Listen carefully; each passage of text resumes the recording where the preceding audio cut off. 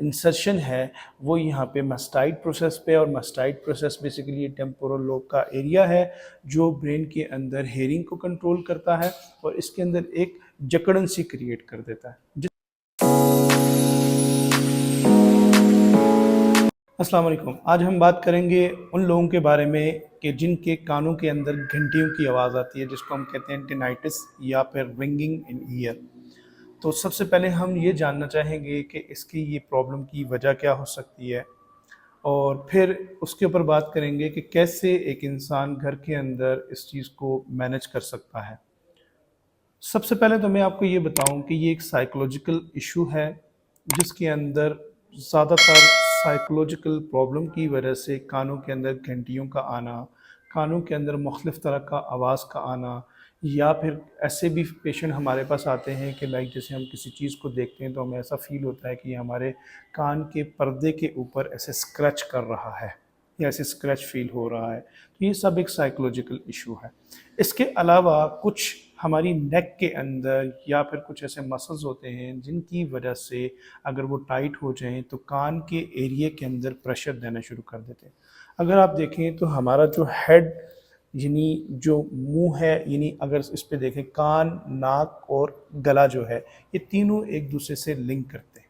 अगर नाक बंद होगा, जैसे हमें फ्लू होता है तो कान ऑटोमेटिकली बंद होना शुरू हो जाता है। गला ख़राब होगा तो उसके साथ नाक के अंदर भी असर पड़ेगा और कान के ऊपर भी असर पड़ेगा।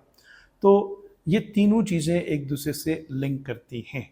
तो अब कान के अंदर अगर घंटियों का आना शुरू हो जाएगा तो उसके लिए सबसे पहले हम क्या करेंगे कि अपने ये देखेंगे कि अगर हमारा ये वाला मसल टाइट है, बाज़-औक़ात क्योंकि हमारा फॉरवर्ड रहने की वजह से नेक के ये जो हमारे फ्रंट के मसल्स हैं, स्पेशली ये जो हमारा स्टर्नोक्लाइडोमास्टाइड मसल आता है, अगर मैं आपको दिखा सकूँ, ये यहाँ से ये जो स्टर्नोक्लाइडोमास्टाइड आ जाता है, ये बाज़-औक़ात टाइट हो जाता है। जब ये टाइट हो जाता है तो कान के अंदर एक जकड़न सी क्रिएट कर देता है, क्योंकि कान ये इस चीज़ को, ये यहाँ पे इसकी जो इंसर्शन है वो यहाँ पे मास्टाइड प्रोसेस पे, और मास्टाइड प्रोसेस बेसिकली ये टेम्पोरल लोब का एरिया है जो ब्रेन के अंदर हेयरिंग को कंट्रोल करता है और इसके अंदर एक जकड़न सी क्रिएट कर देता है, जिसकी वजह से हमारे कान के अंदर मुख्तलिफ़ तरह की आवाज़ें आ जाती हैं।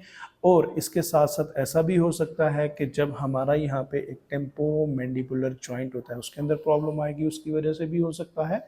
तो हम सबसे पहले बात करेंगे कि कान के अंदर अगर ये आवाज़ें आ जाएं तो हम घर के अंदर क्या करेंगे। सबसे पहले हमने ये करना है कि हम यहाँ से न्यूरो सिग्नल को जनरेट करेंगे। न्यूरो सिग्नल को जनरेट करने के लिए हम यहाँ पे सेंसरी स्टिमुलस प्रोड्यूस करेंगे। तो सेंसरी स्टिमुलस प्रोड्यूस करने के लिए हम ईयर के चारों तरफ ऐसे मूवमेंट करेंगे। ये देखें, अगर आप इसको जूम करके दिखा सकें, ईयर के चारों तरफ ऐसे ऐसे हम ये क्या करें, मूवमेंट, ये मूवमेंट अपने हाथों से भी ऐसे ऐसे लाइट दबा के नहीं कर लेना, हाथों से हल्का हल्का कानों के अराउंड हम क्या करेंगे, क्लॉकवाइज एंटी क्लॉकवाइज हम ये मूवमेंट करेंगे ताकि कान के इस एरिए से ये सिग्नल पास हों और इसका जो नर्वस सिस्टम के ऊपर कंट्रोल है वो एक्टिवेट हो जाए।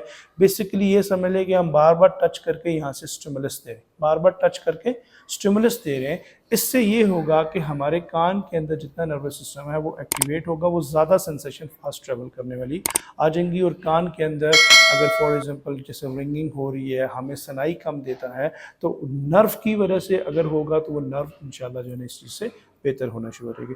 उसके साथ साथ हम क्या करेंगे कि हम अपने कानों को ऐसे पकड़ेंगे, थोड़ा सा स्ट्रेच करेंगे और करके हम ऐसे राइट एंड लेफ्ट ये मूवमेंट करते जाएंगे, राइट एंड लेफ्ट मूवमेंट करेंगे, जिससे क्या होगा, हमारे ये कानों के ऊपर स्ट्रेच भी पड़ेगा और नेक की मूवमेंट से हमारे ये मसल्स भी क्या होंगे, रिलैक्स होते जाएंगे।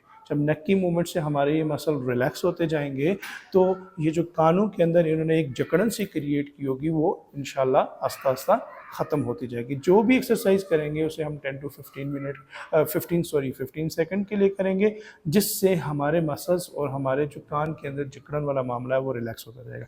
इसके साथ साथ हम ये करेंगे कि एयर बैलेंस करेंगे। एयर बैलेंस करने के लिए हम अपने नॉस्ट्रल्स को ऐसे पकड़ेंगे, ठीक है, जैसे एक को पकड़ा, हम ऐसे सांस अंदर खींचा और सांस एक दफा खींचा और फिर बाहर निकाला, फिर दूसरी तरफ इसी तरह देखें, नोस्ट्रल्स को हम क्लियर करेंगे ताकि एयर बैलेंस हो। क्योंकि जैसे मैंने शुरू में बताया کہ ہمارا نوز، ہمارا تھراٹ اینڈ ہمارا ایئر جو ہے وہ ایک دوسرے سے لنک کرتا ہے. تو ایئر امبیلنس ہونے کی وجہ سے بھی ہمارے کان کے اندر جکڑن اور ایسے جو ہے نا کہتے ہیں کہ کوگی ایئر، جیسے بند جیسے اس طرح کی جکڑن سی ہمیں فیل ہو رہی ہے، گھنٹیوں کا آنا، یہ ساری چیزیں. اچھا، جب یہ سارا کام ہو جائے گا تو اس کے ساتھ پھر ہم کیا کریں گے، نیک کے یہ جو مسل ہم نے بات کی یہ ٹائٹ ہوں گے، یہ ایک سائڈ نہیں دونوں سائڈوں پہ ٹائٹ ہونے کے چانسز ہو سکتے ہیں. تو ہم اس کو کیا کریں گے، اس پوزیشن میں جائیں گے. دیکھیں نیک کو پہلے کیا ایسے کیا، سائڈ پہ کیا، پھر ایسے تھوڑا سا اوپر کی طرف چھت کی طرف دیکھا، اور یہ مسل یہاں پہ ہمیں کیا پڑے گا، اسٹریچ فیل ہوگا.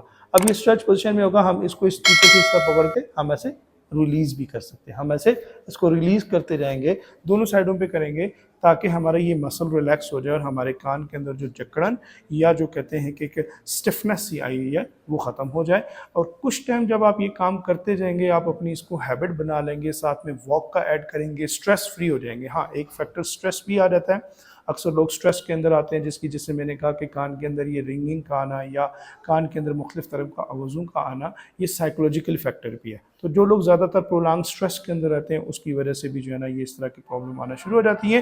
تو ہم کیا کریں گے کہ جب ہم اسٹریس فری ہو جائیں گے، جب ہم واک وغیرہ سٹارٹ کریں گے تو اس سے بھی ہمارا یہ معاملہ بہتر ہوگا. کچھ ٹائم یہ پریکٹس کریں گے تو دیکھیں گے کہ آہستہ آہستہ آپ کی کانوں کے اندر آوازوں کا آنا یہ آہستہ آہستہ کنٹرول ہو جائے گا انشاءاللہ. جزاک اللہ.